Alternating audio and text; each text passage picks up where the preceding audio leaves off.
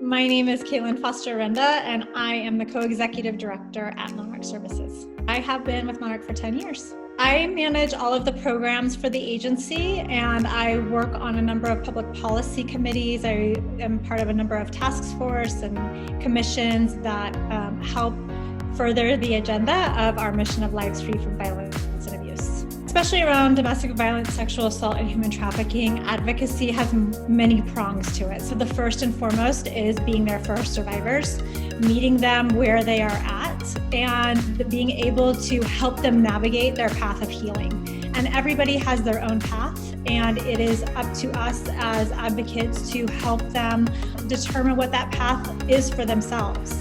The other part of advocacy is making sure that our community knows the public health issue around domestic violence, sexual assault, and human trafficking, and that the folks that don't have their voice quite yet, that they are spoken for and they are not forgotten, and that they are included in policy and they are included in what the community needs to provide for those that have experienced such hardship in their life. And part of that advocacy goes into things that may not look like they have anything to do with intimate partner violence, things like housing, food scarcity, poverty, lack of quality health care and childcare. Those all play a huge part in domestic violence, sexual assault, and human trafficking. And so as an advocate, I am in those conversations and making sure that we are standing up and making the right decisions for our community members that need to have equity in the place that they live. We are here.